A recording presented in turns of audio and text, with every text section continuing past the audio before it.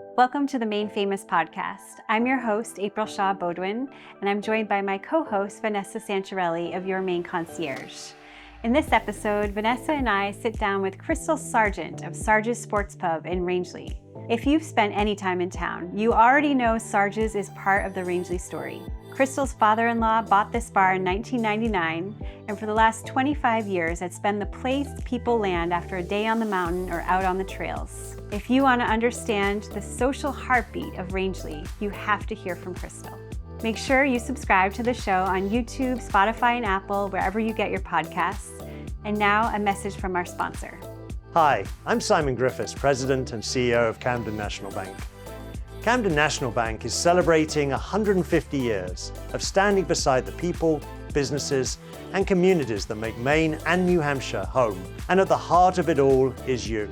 Every step of the way has been made possible because of your support. Even as we've grown, one thing has remained: our deep commitment to the communities we serve. We're not just here to offer financial guidance.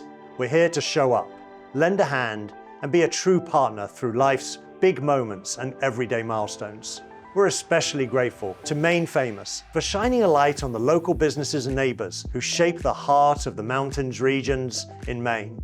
Thanks for being part of our story. So one thing you should know is when we did talk about that list of who are we going to interview, who are the non-negotiables that we're going to talk to, she said, you don't go to Rangeley without going to Sarge's bar.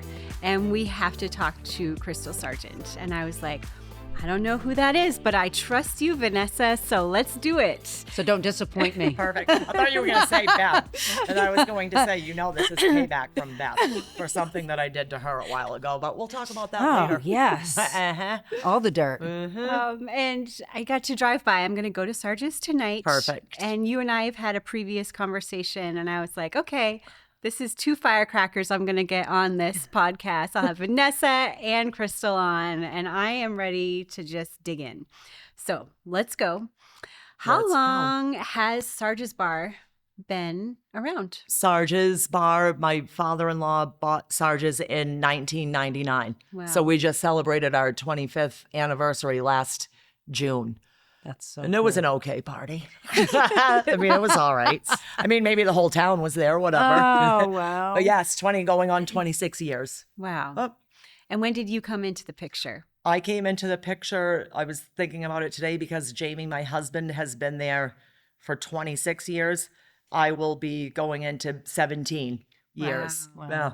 Wow. Oh, crazy. And And you've expanded considerably over that time. I remember when it was smaller. 6 years ago, we totally gutted the whole entire building. The only thing that we did not take out and do over is the bar, which you'll see this afternoon, which is it is a super cool bar. That is the only thing that we did not. We blew out walls to go that way. We put a function room upstairs. We put an outdoor covered deck that can seat 50 more people. Wow. So yeah, it was pretty exciting. And then let's see, was it 4 or 5 months after we opened after the renovations when, hi COVID, now you guys can close down for a few months. Yeah. Surprise! Surprise! I want to hear what makes the bar so special. I'll get to see it tonight, but if that's the one thing that had to stay, tell us why. And I believe it was,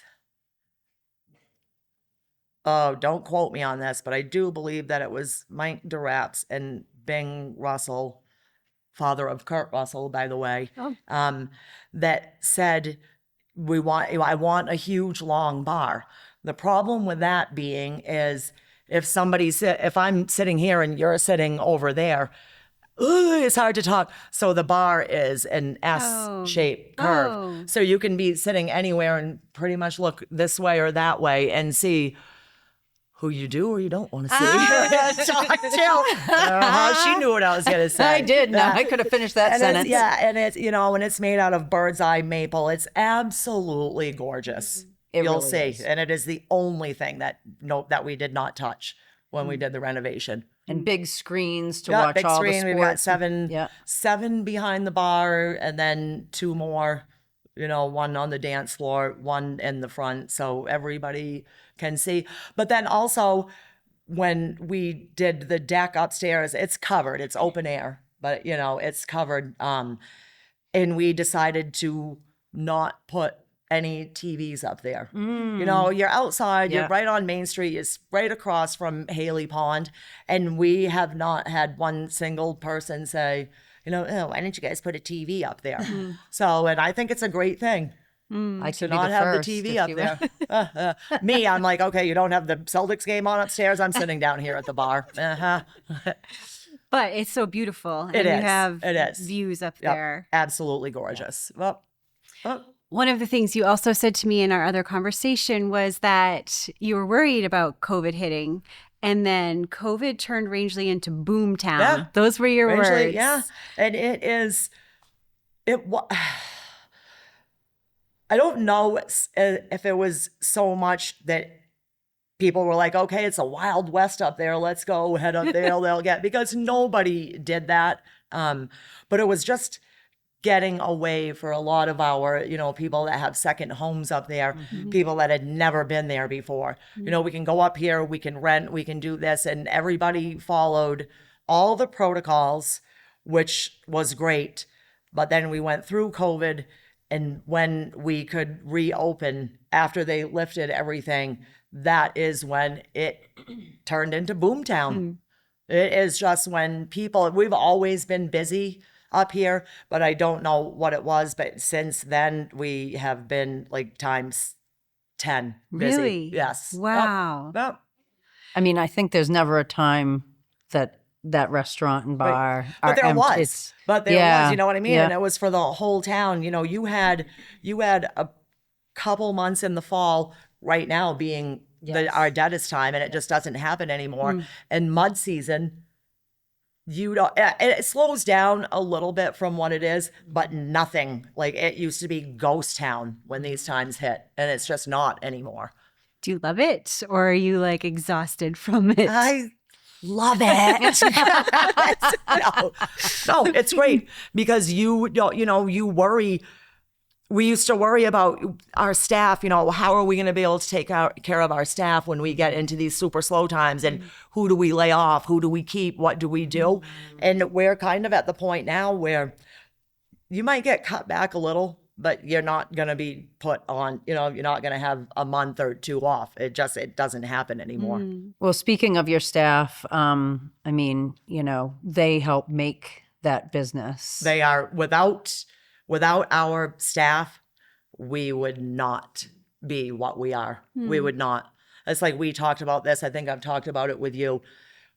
We don't have many people working there that haven't been there for at least 10 years or close to it. And families, I've got a family of 4 or 5 that all work there full time right now, Wow. that moved into town. Jamie and I, our 3 younger kids, in some capacity, whether it's, go outside and rake or do whatever, since they were 10, 11 years old, and they have all worked there. And it's a family, family, a very dysfunctional. Sometimes we want to wring each other's necks, but we're a family. And we are. And I cannot rave enough about our staff. I really can't, because without them, we wouldn't be what we are. One of the things that I like to hear from our business owners on here, because there's a lot of people who tune in who are also small business owners in Maine. There's also community members, and they're looking for some insight onto the secret sauce that you think helped make your business survive and thrive. You've been open for decades. Just like you said, had 25-year celebration. What do you think? I think that the secret sauce is our staff, and the making it feel like family. And I think that a huge part of it is consistency. We don't, and I totally applaud every business, that, okay, it's dead season and we're going to take some downtime we don't do that. We just started, probably since we reopened after COVID, finally closing one day a week on Thursdays. But that's it. It's every we don't Thursday, change, you know though. what I mean? We don't, it's every Thursday, and we don't change anything else. Consistency. And I really think that people, I was thinking about that this morning when I was coming up here, you know, to tell you girls that, wow, really and honestly, in my 17 years there, I have watched families that come up once a year or they come up for the summer. I have honestly watched kids grow up from when they were born to, you know, and they come back and they remember. People love walking in somewhere and remembering names and faces and having everything be pretty close to like a regular routine that you know that you can count on. And I think that's been huge for us. I've heard that same thing said over and over and over again over the last 2 years since I started Maine Famous, which is really funny. Yeah. I don't think I've ever gone anywhere consistently to think about how I would want it to be the same. Right. But it's such a comfort. Right. So we all know that your sports bar, in addition to being a restaurant, you have a pretty exciting nightlife scene. I've had young people in their 20s say, we live in Portland, but we come back to Rangeley because it's fun there in the evenings. Wow. And karaoke. So I have a couple questions on the karaoke front. Okay. Okay. Go-to karaoke song. I know I've asked one other person this question, but I need to know from you. What My go-to karaoke 100%. song, Yeah. it is the Pretty Reckless "Take Me Down." Oh, all right. Okay. That says a lot. And then give me another one. Okay, Wait, what's the that other supposed one. to mean? and then the other one, I guess, is what karaoke song do you think is so overdone that when you start hearing the first few notes, you're like, oh, not that again? Oh, so overdone. Well, can I have more than one? You could. Bye, bye, Mr. American Pie. Billy Sounds Shaw. Yeah, there is a feel. There is a feel. Okay, well, that's a good one, though. All right, I got you. Yeah, okay, good. Past, present, dead or alive, who would you most be excited to see walk into your bar? Okay, for karaoke No, or in general? Just somebody. It could be a historical figure. It could be a celebrity. It could be anyone, past or present, that you would be like psyched if you saw them walk into I'm your going to bar. go with Clint Eastwood. Oh, Uh-huh. all right. That's a cool one. Any reason? Because I grew up watching every single Clint Eastwood movie with my father when I was a kid. I just love Clint Eastwood. What's not to love? He's like the manliest man of all the men. Aside from your husband. Right. Yes. Yep. Yes. I love you, honey. I love you, honey. You feeling lucky, Punk? Yeah. I don't know. Are you? Okay. I'll ask you that after happy hour. I want to hear what, from your perspective, you got to watch Rangeley change a lot over the last 17 years. Well- And we also were talking to Virginia Patnode McFawn. I say that correctly. You did? Yes. And she was saying, yeah, like we need to embrace change and we also need to corral it.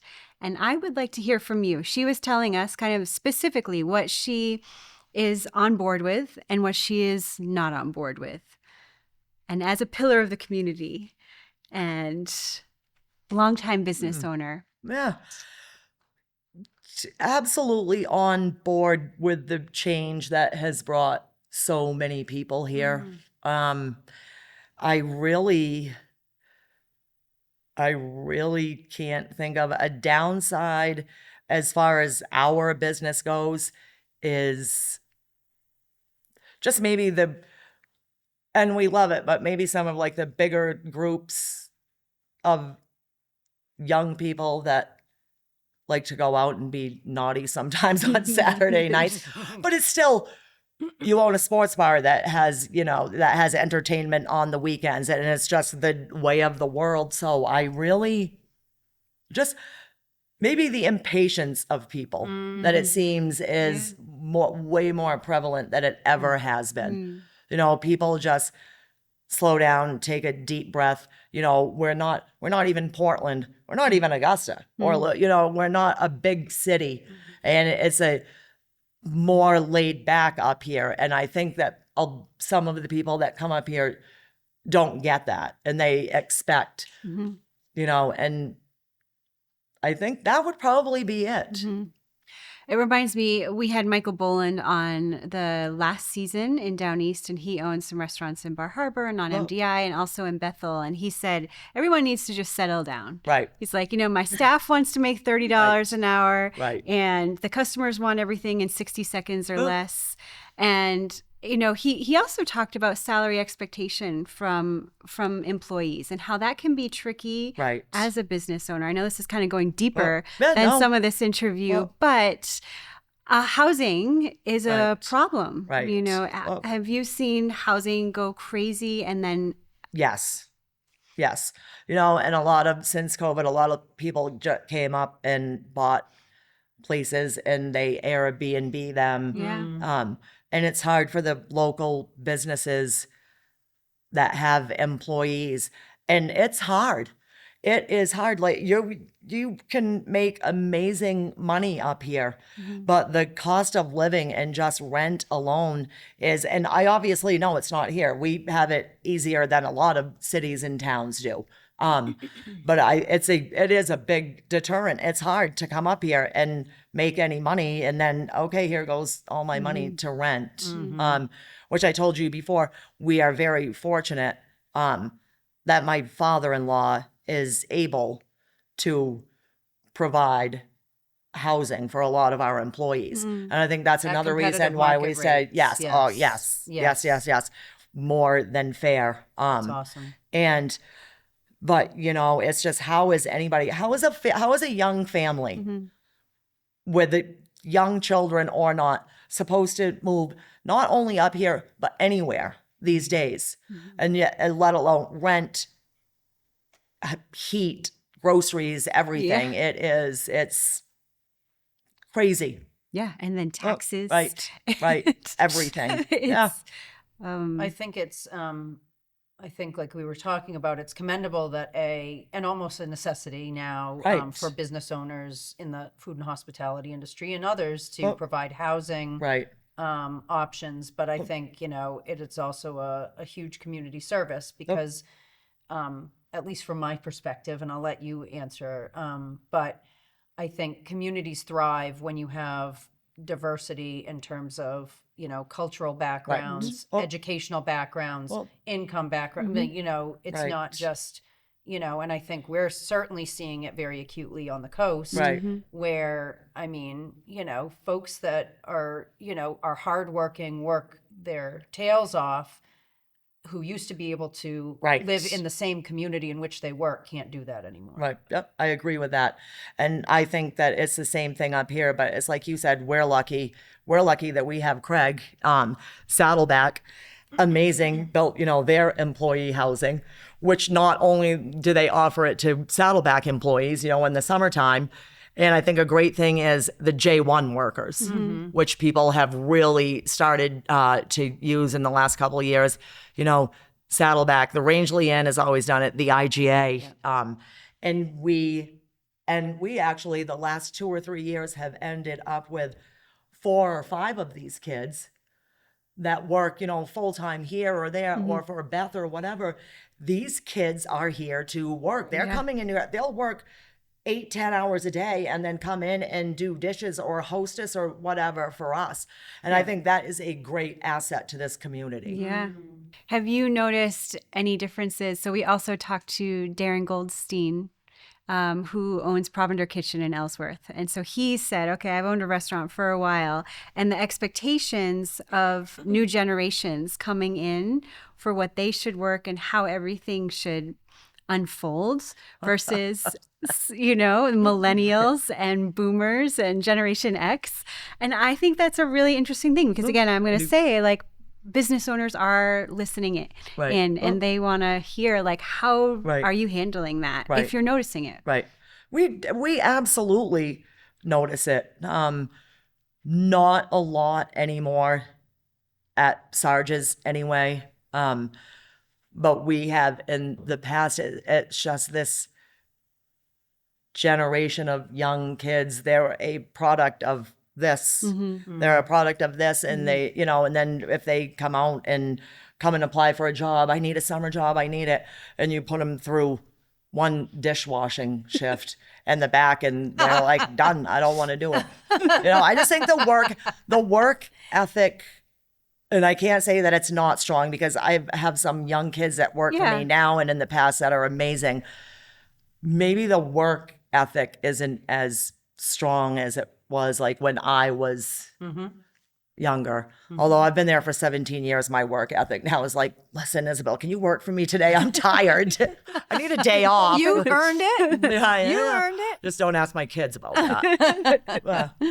Sorry, I'm putting you in the hot seat a bit, but that's fine. I think it's interesting to fine. get a business owner's perspective, raw, unfiltered. Well, I think, in terms of the atmosphere we've talked about at Sarge's, the cocktails, the beer list, but the menu is actually really great. And sometimes you go to a sports bar or a locals bar and, the food is okay, but I feel like, there's also a level of pride in the pub fare that you all serve. And so I'm asking you mentioned the Celtics. What's your, if you were to say, okay, these are the dishes on my menu that, everybody who comes to Sarge's, I would say you have to try while you're watching the game. Right. Oh, definitely the steak bomb. That's right up there. Okay. The Sarge burger, absolutely.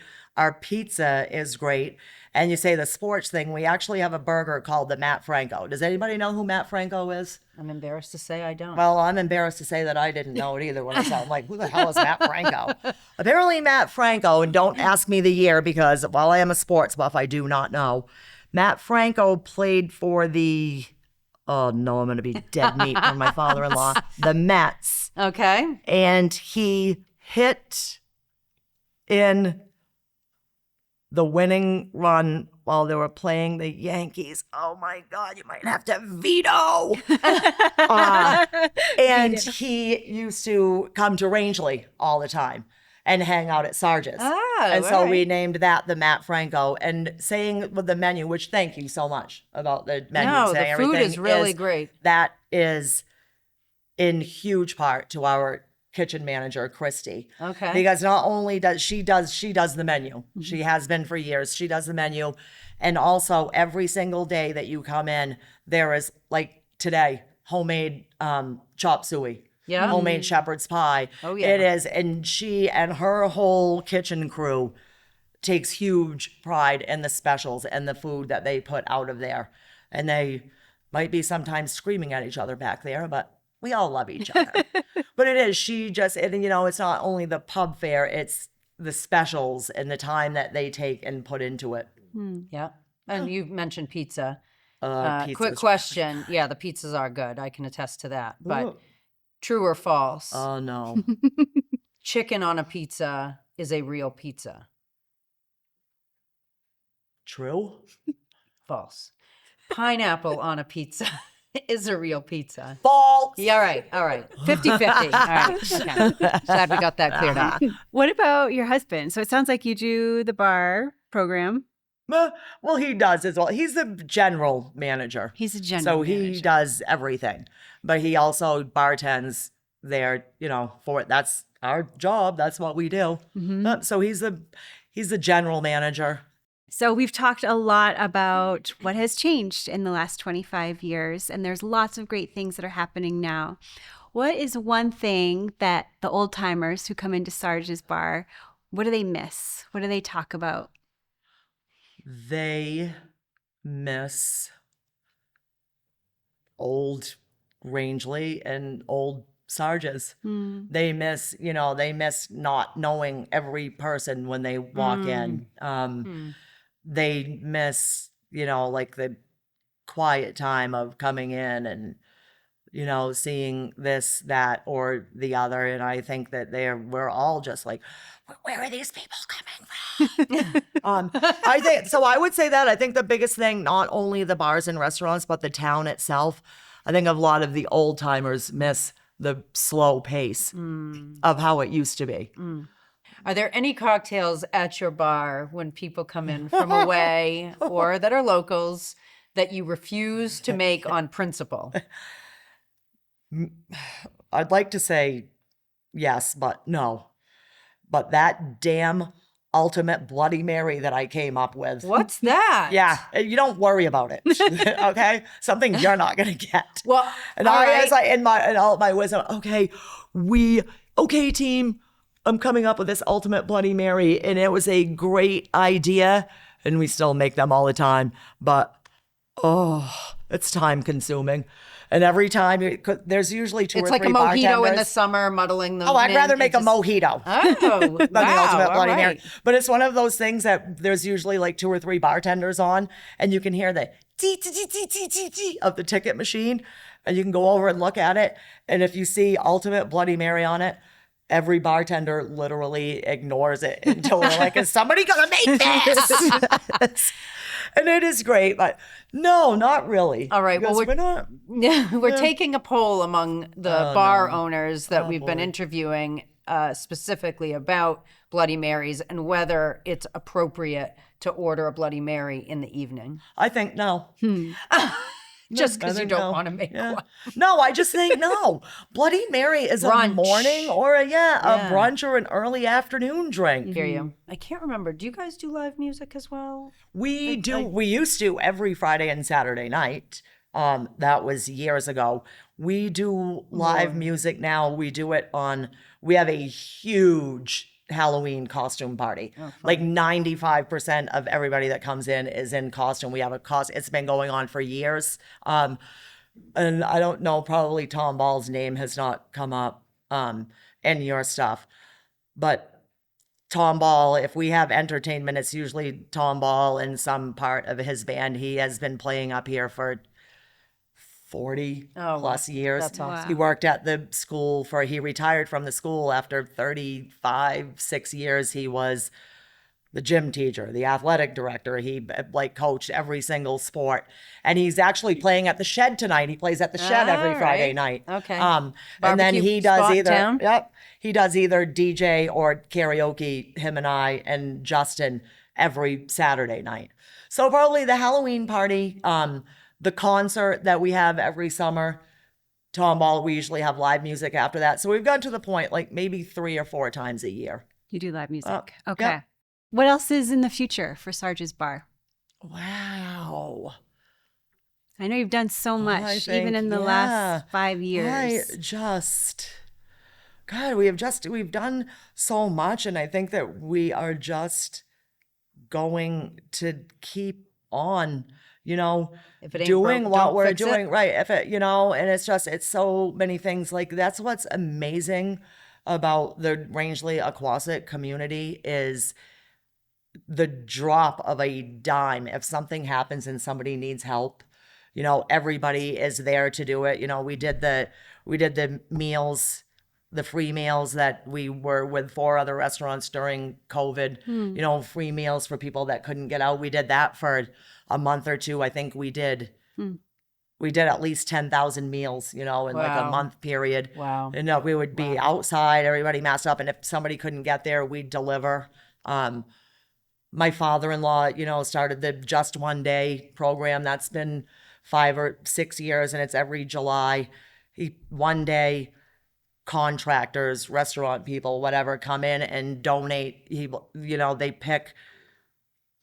He has a group, and they pick 2 or 3 people in the community that need, done total house renovations, redone people's Wow. roofs, redone like so much stuff. Wow. And it's just, and the whole community chips in. So this corny, but Rangeley is so absolutely cool that I don't know. I'm sure the whole town can do something to top what we've already done. But I would say it would be pretty hard to find a place where the community can come together with no questions asked, just like that. Wow. And so I think that will continue and be amazing like we have been forever. Wow. Wow. The Makes giving it- back and the I wanna move here. the I giving wanna back, move yes. here The giving of back, yeah. The giving back community is is so, it wild really over is. here. It is just so, yeah. I mean- like the benefits and the, like I said, the food thing and the It's just one inspiring. day. It is. Yeah, it really is. Yeah. Well, we're going to hear from our sponsors, and then we're going to come back for the lightning round. Oh, bother. A big thank you and congratulations to Saddleback Mountain. They were just named the #1 ski resort in the East by Ski Magazine, and if you've been up there lately, you know why.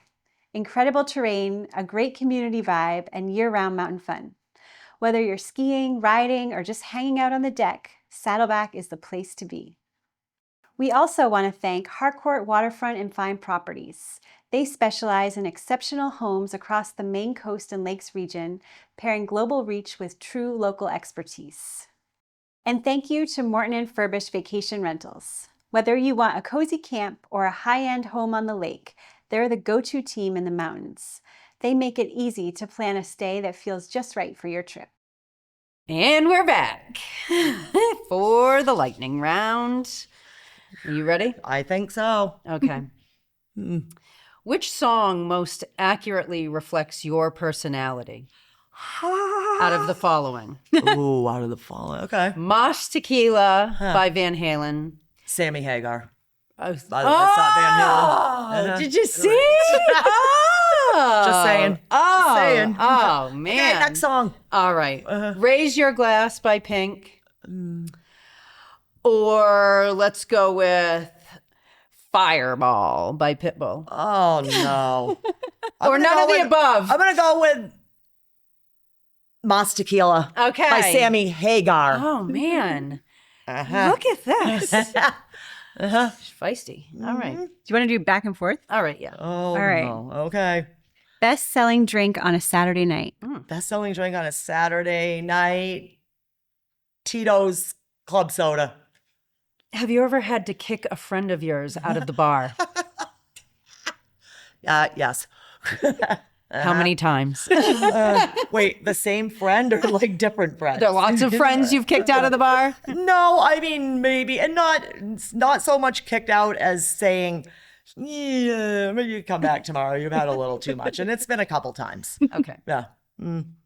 Busiest day of the year at Sarge's. Holy. Okay, so I'm gonna have to go with 3rd of July, the Saturday of the concert, and Snowdio weekend. Oh, Snowdio weekend. What's Snowdio weekend? Snowdio. Snowdio. Snowdio has been going on for, oh my Lord. See, this is one of those questions. It's been many, many years, Snowdio.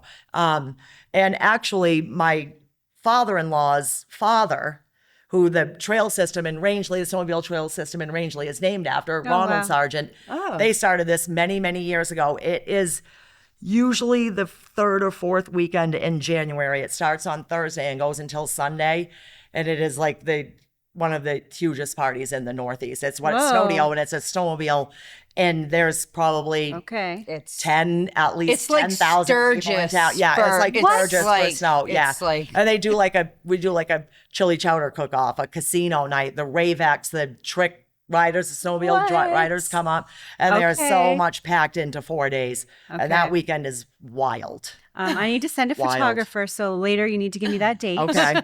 Okay. On Thursday nights when Sarge's is closed, where are you hanging out? Usually at Sarge's. Not a true. Yeah, that is a true story. No.